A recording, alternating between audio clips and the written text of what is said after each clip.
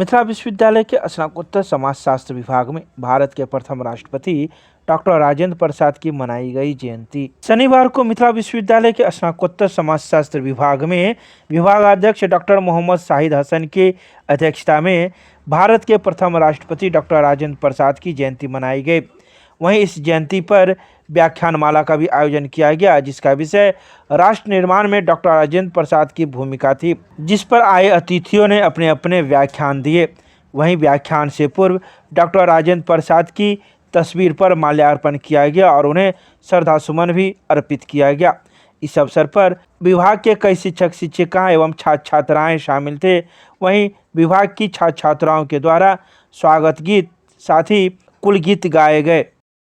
विश्वविद्यालय द्वारा निर्धारित कार्यक्रम जो हमको समाजशास्त्र विश्वविद्यालय समाजशास्त्र को सौंपा गया वो है देश के महान स्वतंत्रता सेनानी प्रथम राष्ट्रपति डॉक्टर राजेंद्र प्रसाद उनकी 3 दिसंबर 2022 को विश्वविद्यालय समाजशास्त्र विभाग में हर्षोल्लास के साथ उनकी जयंती मनाई जा रही है।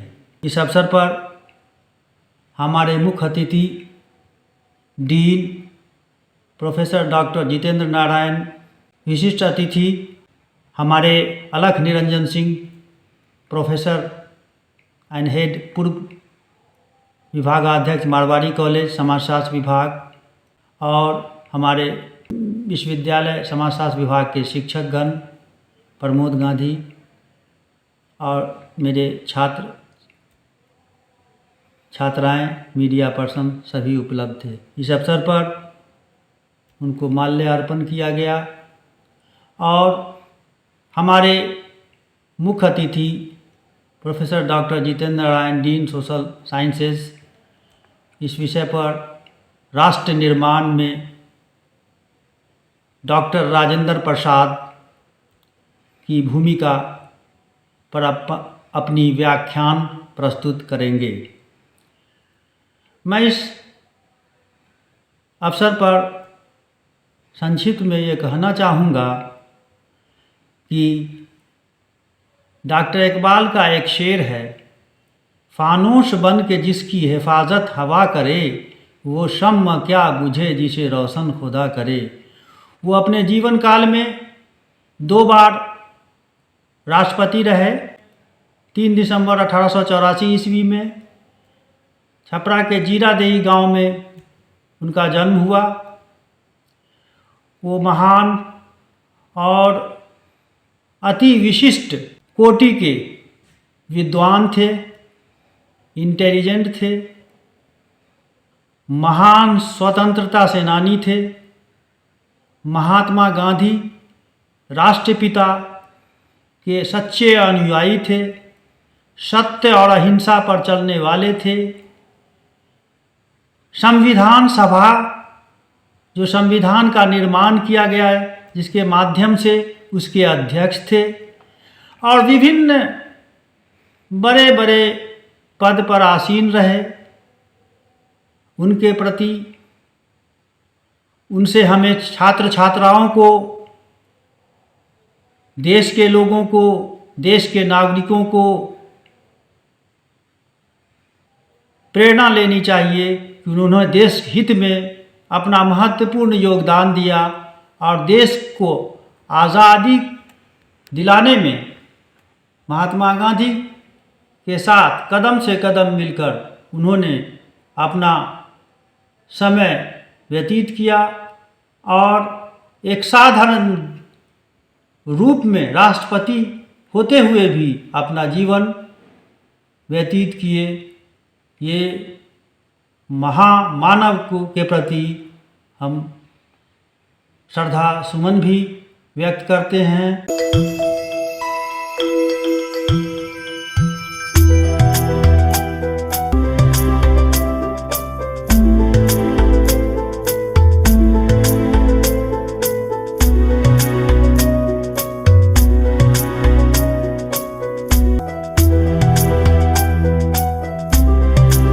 अंतर्राष्ट्रीय दिव्यांगजन दिवस कार्यक्रम का किया गया आयोजन। शनिवार को अंतर्राष्ट्रीय दिव्यांग दिवस कार्यक्रम का आयोजन दरभंगा स्थित अम्बेडकर सभागार में बिहार दिव्यांगजन एसोसिएशन द्वारा किया गया। कार्यक्रम का उद्घाटन जिलाधिकारी राजीव रोशन के द्वारा दीप प्रज्वलन कर किया गया। इस अवसर पर उपनिदेशक जनसंपर्क नागेंद्र कुमार गुप्ता, दिव्यांगजन एसोसिएशन के अध्यक्ष कुद्दुम उस्मानी, सहायक निदेशक सामाजिक सुरक्षा नेहा कुमारी ने सहयोग किया। तो ही कार्यक्रम को संबोधित करते हुए जिलाधिकारी ने कहा कि दिव्यांगजन को समाज में बराबरी का हक है। सरकार यह सुनिश्चित करती है कि किसी भी दिव्यांगजन के साथ कहीं कोई भेदभाव न हो। सरकारी कार्यालयों में उनकी पहुंच हो, जो योजनाएं उनके कल्याण के लिए बनाई गई है उसका लाभ उन्हें मिले, इस पर लगातार कार्य हो रहा है। उन्होंने कहा कि हमें इसके लिए संवेदनशील बनना पड़ेगा। दिव्यांगजनों को प्रदत्त सुविधा का लाभ सभी दिव्यांगजनों को प्राप्त हो सके, इसके लिए जरूरी है कि सभी दिव्यांगजन का दिव्यांगता प्रमाण पत्र बन जाए और इसके लिए संगठन को आगे आने की जरूरत है। बिस्कुट के साथ पकड़ाया 41 कार्टून अंग्रेजी शराब। कोतवाली ओपी थाना क्षेत्र के अंतर्गत गंगा सागर मोहल्ले से कोतवाली ओपी टीम जब वाहन चेक इन कर रही थी तो इसी दरमियान शनिवार को एक पिकअप गुजरता देख उसे रुकने को इशारा किया, लेकिन वह पिकअप पुलिस को देखकर आगे बढ़ा दिया, जिसके बाद कोतवाली ओपी पुलिस को शक हुआ। पुलिस ने उस पिकअप का पीछा किया और उसे पकड़ा। वहीं मौके पर पिकअप का ड्राइवर पिकअप छोड़कर भाग खड़ा हुआ, जिसका नंबर BR 29R8283 है। वहीं पुलिस ने इस पिकअप को पकड़कर कोतवाली ओपी थाना ले आई, जहां मामले की जांच में पुलिस जुट गई है कि आखिर यह शराब कहां से आया और इस पर जो बिस्कुट लदा हुआ था वह किसकी थी। पुलिस अब हर बिंदु की जांच में जुट गई है। मिथिला विश्वविद्यालय के कुलपति के आदेश के बाद एडवांस रिसर्च सेंटर में स्थापित ऑडियो वीडियो मुक लैब के संचालन हेतु दिया गया प्रशिक्षण। मिथिला विश्वविद्यालय के कुलपति प्रोफेसर सुरेंद्र प्रताप सिंह के आदेश से एडवांस रिसर्च सेंटर में स्थापित ऑडियो वीडियो मुक लैब के समुचित संचालन हेतु 2 दिवसीय प्रशिक्षण का शनिवार को शुभारंभ हुआ। केंद्र में आयोजित प्रशिक्षण में डायमंड क्रिएसिस प्राइवेट लिमिटेड नई दिल्ली के प्रशिक्षक सूरज देव के द्वारा लैब के कोऑर्डिनेटर RN चौरसिया सहित विश्वविद्यालय PG विभाग की शिक्षिका डॉक्टर ममता स्नेही, मारवाड़ी कॉलेज के doctor Awadhesh Prasad Yadav, doctor Gajendra Bhardwaj, doctor Vinod Baitha, doctor Aniruddh Singh, MRM college की शिक्षिका नीलम सेन, मिलत कॉलेज की डॉक्टर कीर्ति चौरसिया, सुधारदीप बालकृष्ण कुमार सिंह, सोनाली मंडल व अमितेश मंडल, राजकुमार गणेशन तथा अमित कुमार झा को प्रशिक्षण दिया गया। प्रशिक्षक सूर्यदेव ने ऑडियो वीडियो इक्विपमेंट संबंधी प्रशिक्षण में मल्टीपल कैमरा का स्विचिंग, मिक्सिंग, लोगो चढ़ाना, क्रोमिंग, फाइनल लेक्चर रिकॉर्डिंग एवं एडिटिंग आदि प्रोसेस बताया। प्रशिक्षक ने कहा कि इसे संस्था चाहे तो YouTube चैनल बना सकती है, वहीं फेसबुक तथा YouTube लाइव कर पूरे विश्वविद्यालय के साथ ही अन्य छात्रों को लाभ पहुंचाया जा सकता है। आज ललित नारायण मिथिला विश्वविद्यालय दरभंगा के कुलपति प्रोफेसर सुरेंद्र प्रताप सिंह के आदेश से नवनिर्मित एडवांस रिसर्च सेंटर के अधीन स्थापित ऑडियो वीडियो मूक लैब में प्रशिक्षण का आयोजन किया गया। हाल ही में मुझे कोऑर्डिनेटर का दायित्व मिला है।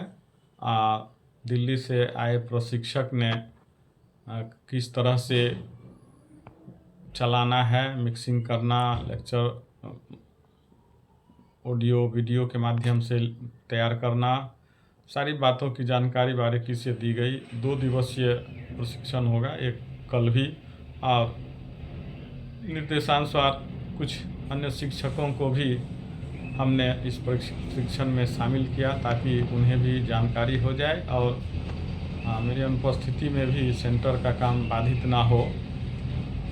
आज जो प्रशिक्षण दिया गया है, यह लैब के प्रारंभ होने से काफ़ी छात्रों को फ़ायदा होगा।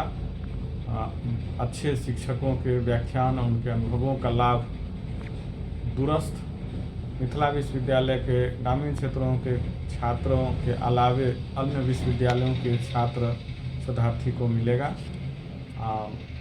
कुलपति महोदय के व्यापक सोच के आधार पर नई शिक्षा नीति को आगे बढ़ाते हुए यह रिसर्च सेंटर बिहार का प्रथम तो है ही, और यह मिथिलांचल क्षेत्र में बिहार के शिक्षा के विकास में मील का पत्थर साबित होगा, ऐसा मुझे विश्वास है। और यह देखने लायक है, इसका काफ़ी उपयोगिता है भविष्य में। और जो उच्च स्तरीय सामग्री छात्रों को मिलेगा वह बहुत ही उनके जीवन में रोशनी लाने का काम करेगा। मैं इनके लिए अपने कुलपति प्रोफेसर सुरेंद्र प्रताप सिंह, प्रतिकुलपति प्रोफेसर डॉली सिन्हा तथा कुलसचिव प्रोफेसर मुश्ताक अहमद के प्रति आभारी हूँ, जिन्होंने मुझे यह कार्यभार दिया है। मैं डॉक्टर RN चौरसिया, स्नातकोत्तर संस्कृत विभाग के प्राध्यापक सह ऑडियो वीडियो मूक लैब के कोऑर्डिनेटर, ललित नारायण मिथिला विश्वविद्यालय दरभंगा। मिथिला विश्वविद्यालय थाना परिसर में भूमि विवाद निपटारे को लेकर लगाया गया शिविर। शनिवार को विश्वविद्यालय थाना परिसर में भूमि विवाद निपटारे को लेकर शिविर का आयोजन किया गया। यह शिविर सदर प्रखंड से आए राजस्व पदाधिकारी के नेतृत्व में लगाया गया, जिसमें 6 मामले का निपटारा होना था। लेकिन कई मामलों में एक पक्ष तो उपलब्ध थे, लेकिन दूसरे पक्ष उपलब्ध नहीं हो पाए, जिस वजह से मामले का निपटारा नहीं हो सका और सारे मामले जस के तस पड़े रह गए। वहीं इस बारे में राजस्व पदाधिकारी ने बताया कि हम लोग तो यथासंभव कोशिश करते हैं कि मामले का निपटारा हो जाए और कोई भी भूमि विवाद ना रहे, लेकिन कई बार एक पक्ष पहुंचते हैं तो दूसरे पक्ष नहीं पहुंच पाते हैं, जिस वजह से निपटारा होना मुश्किल है। वहीं एक सवाल के जवाब में बिचौलिए के बारे में उन्होंने कहा कि आजकल भूमि विवाद के मामले में बिचौलिया पड़ गए हैं, जिस वजह से भूमि विवाद निपटारा होना मुश्किल सा हो गया है। उन्होंने सभी से गुजारिश किया कि अगर आपका भूमि विवाद मामला हो तो बिचौलिया से दूर रहे और बिचौलियों को अपने ज़मीन के आसपास भटकने ना दें। इसके मामले में मैं यही कहूँगी कि ये सरकार की बहुत ही महत्वाकांक्षी परियोजना है। सरकार का उद्देश्य है कि छोटे छोटे विवाद जो कभी कभी विकराल रूप धारण कर लेते हैं, उनको हम नीचे शनिवारी भू विवाद शिविर के माध्यम से सुलझा सकें।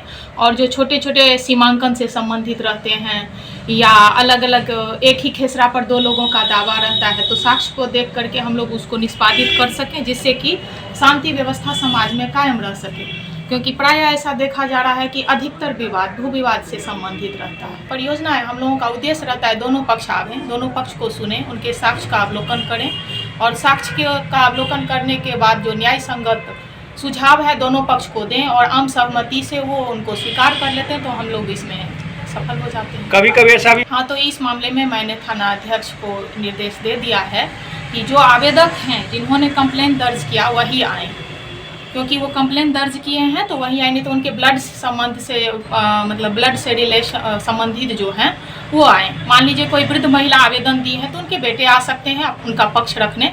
ये नहीं कि कोई थर्ड पर्सन, कोई बिचौलिया या कोई थर्ड पर्सन आकर के इसमें एंट्री करें, नहीं तो उस भू विवाद का समाधान संभव नहीं हो पाएगा। सबसे बड़ी नहीं, मेन बात यह है कि जहाँ तक मुझे ज्ञात है सरकार का निर्देश है कि इसे चक्रीय योजना के तहत चलाएं। कभी जैसे मैं अभी राजस्व अधिकारी सदर दरभंगा हूँ, आज विश्वविद्यालय थाना में हूँ, तो अगले दिन मेरा ड्यूटी कहीं और होना चाहिए और यहाँ हो सकते हैं अंचल अधिकारी रहेंगे, हो सकता है उसके अगले उनके द्वारा प्रतिनियुक्त किया गया दूसरे अधिकारी या कर्मचारी जो जिनको यहाँ पर ड्यूटी लगाया जाएगा वो आएंगे। ये मायने नहीं रखता है, मायने ये रखता है कि जो आवेदक है जिन्होंने आवेदन दिया दोनों पक्ष आवे, अपना अपना पक्ष रखें और शांति से उनका समाधान ढूंढा जा सके। लेकिन फिर फिलहाल मैं तो इसको ना कहूँगी, कर गए हैं तो हम लोग हैं उनको हटा देंगे और जो वादी प्रतिवादी हैं उनके बीच आपसी सौहार्द कायम करके उनके बीच समाधान ढूंढने की कोशिश करेंगे। अपना परिचय दे दीजिए। मैं राजस्व अधिकारी सदर दरभंगा हूँ। स्मार्ट मीटर लगाने को लेकर विद्युत अधीक्षण अभियंता हुए सख्त। शनिवार को विद्युत अधीक्षण अभियंता विद्युत आपूर्ति अंचल सीताराम पासवान के द्वारा विद्युत आपूर्ति प्रमंडल दरभंगा शहरी की 2 प्रशाखाओं का स्मार्ट मीटर लगाने व राजस्व संग्रह कार्य से संबंधित बैठक शनिवार को नाका नंबर 5 के पास स्थित विद्युत कार्यालय में की गई, जिसमें सहायक विद्युत अभियंता लहरियासराय सुधांशु कुमार, सहायक विद्युत अभियंता दरभंगा शहरी प्रीति कुमारी, कनीय अभियंता राजस्व हिमांशी प्रिया, कनीय अभियंता लक्ष्मी सागर जैनेन्द्र कुमार, कनीय विद्युत अभियंता दोनार विकास कुमार, लक्ष्मी सागर के कार्यपालक सहायक प्रीतम कुमार एवं कार्यपालक सहायक दोनार बबलू कुमार मौजूद थे। विद्युत अधीक्षण अभियंता के द्वारा दोनों प्रशाखाओं को दिए गए टारगेट की गहनता से समीक्षा की गई। साथ ही दिए गए टारगेट को कैसे प्राप्त करें, इस संबंध में कनीय विद्युत अभियंता को अपना एक स्ट्रेटजी बनाने का निर्देश दिया गया। साथ ही स्मार्ट मीटर से होने वाली लाभों का विश्लेषण किया गया। विद्युत अधीक्षण अभियंता स्मार्ट मीटर अधिस्थापन को पूर्ण करने के लिए सख्ती से कनीय विद्युत अभियंताओं को निर्देश दिया गया। वर्तमान समय में अभी तक प्रमंडलीय दरभंगा शहरी के क्षेत्र में 81,000 उपभोक्ताओं में से 21,000 से अधिक घरों और दुकानों में स्मार्ट मीटर लगाया जा चुका है एवं प्रत्येक दिन 250 से अधिक मीटर लगाने का लक्ष्य निर्धारित किया गया है। पृथक मिथिला राज्य की मांग को लेकर मिथिला स्टूडेंट यूनियन के कार्यकर्ता हुए पटना के लिए रवाना। शनिवार को लहरियासराय स्टेशन से एमएसयू के कार्यकर्ता पटना के लिए रवाना हुए। यह सभी कार्यकर्ता पटना में 4 दिसंबर को पृथक मिथिला राज्य की मांग को लेकर आंदोलन करेंगे और सरकार से मिथिला राज्य की मांग करेंगे। इस संबंध में जाने से पहले कार्यकर्ताओं ने कहा कि मिथिला में हर क्षेत्र में विकास की संभावना है, लेकिन यहाँ का पैसा दूसरे जगह खर्च हो जाता है। मिथिला सभी क्षेत्रों में अभी सबसे पिछड़ा हुआ क्षेत्र है जहाँ विकास की पूरी संभावना है। 1982 के बाद मिथिला राज्य का आंदोलन का जो सूखा पड़ा हुआ था पटना में, उसको हम लोग खत्म करने के लिए पटना कूच कर रहे हैं। अंतिम बार 1982 में पटना के धरती पे मिथिला राज्य की मांग को लेकर आंदोलन हुआ था।